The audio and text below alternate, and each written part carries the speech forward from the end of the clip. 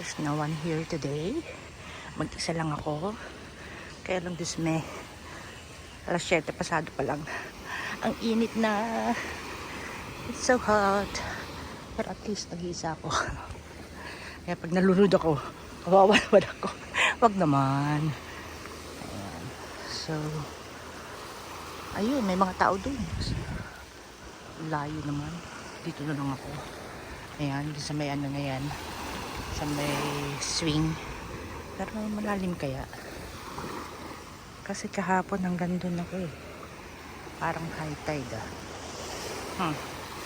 Ayun, pwede tayo magsaset up ng aking beach chair and umbrella. Para may lapag ko yung mga gamit ko.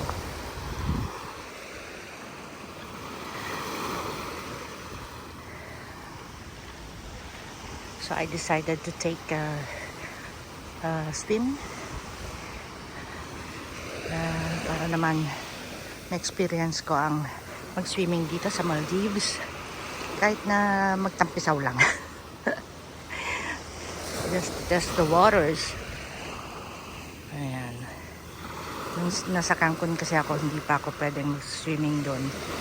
Because of my hand. Now, I can make babad my hand na. Sabi nung therapist ko. Tinanong ko kung pwede na akong mag-swimming. So, siyempre, hinay-hinay lang sa swimming. Kaya, tampisaw-tampisaw lang muna ako. Okay. Ayan na yung aking beach chair and the umbrella.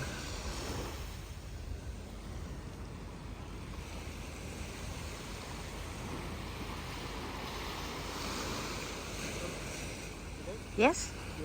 Yeah. That's fine. Set up na yung aking chair. Ganun pala dito pagka sila magdadala ng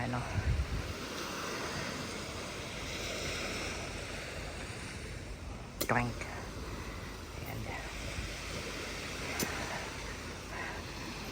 Taas ang araw. Walang katao-tao dito. Siguro naman walang shark dito sa kabila lang. Mababaw dito. Malalim dun sa kabila. Napakainit. My God.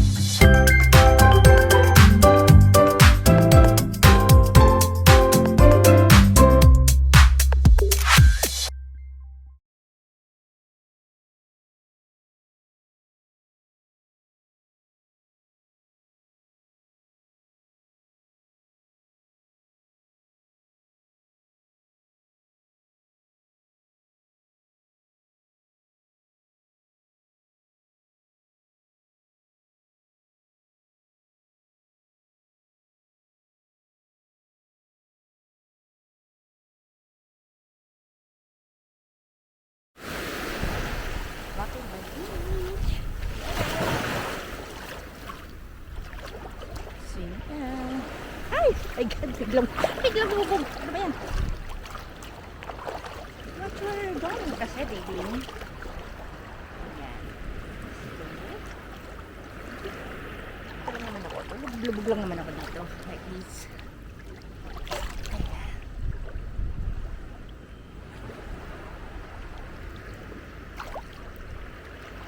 Hindi ko pa masyadong may ganon.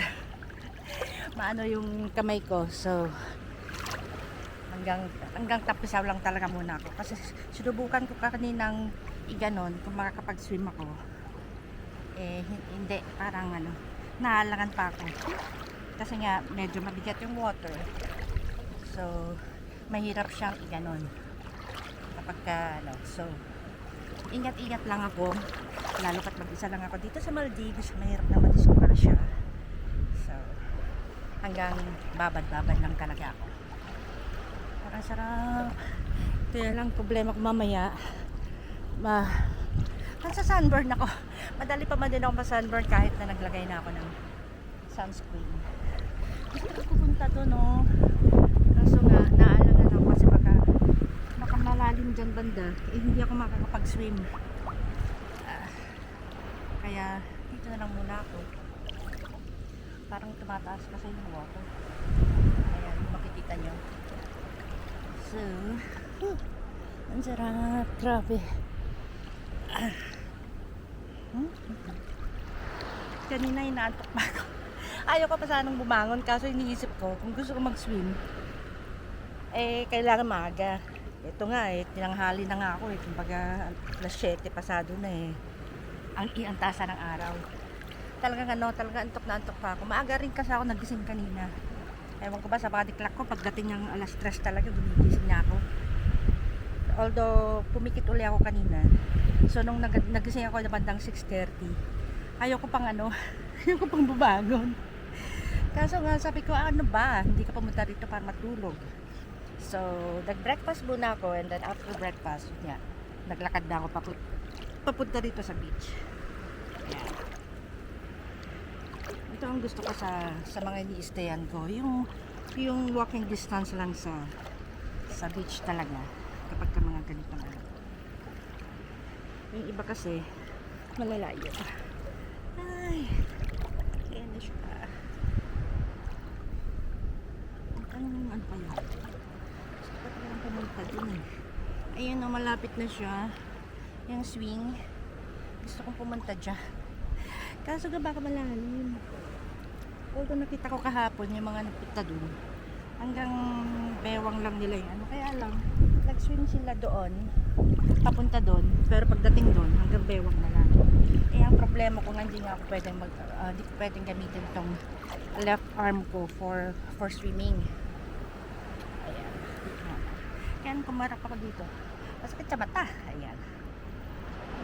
Ang ganda talaga. Grabe. Dream come true. Isa ito sa mga gusto ko talagang puntahan. Itong Maldives. Ayan. Finally. Natapakan ko na rin siya. Nakapag-swimming na rin ako dito sa Maldives. Ang ganda talaga. Tomorrow na lang ako kumuha ng excursion. Tinulak ako ng tubig. Galit siya sa akin. Ayan. Bukas na ako kumuha ng excursion. Gusto ko man sanang babato. Store mo ka ha. Tinutulak mo ako ha. Gusto ko sana mag-scuba. Kaso nga, hindi nga pwede tong kamay ko. So, unfortunately, hindi. Saan ba yan? Tumataas. Alo. Unfortunately, hindi ako makakapag-scuba. Ang ganda sanang mag-scuba dito. So, yung mga nag-i-scuba dyan, you should come to Maldives. Grabe. Tomorrow, may mga shark. So, I wanted to swim with the shark sana. Kaso nga, ito ang problema ko, ang aking kamay. Ayun, kaloka. So, now, swimming muna ako. See you later. Ay, sorry, malikot. 5 minutes later. Look how fine this sand is. Grabe. Ayan o. Pinong-pino. Ang ganda.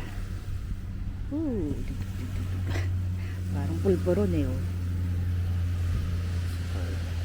Ayan, seaplane. That's a seaplane, no?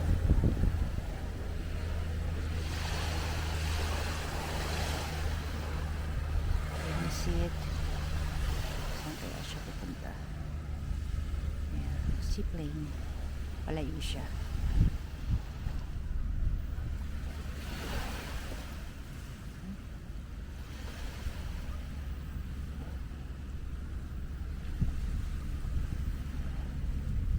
A few moments later. Ayan, bumili ako ng souvenir. So ito, coin purse for the Maldives.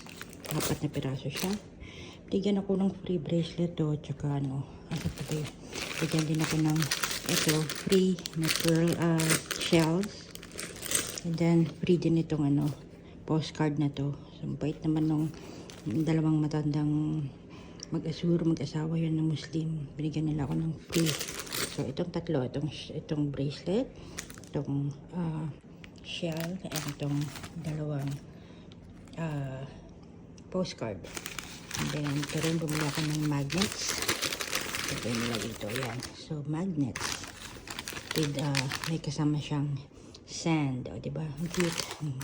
So, yan yung bumili kong magnets.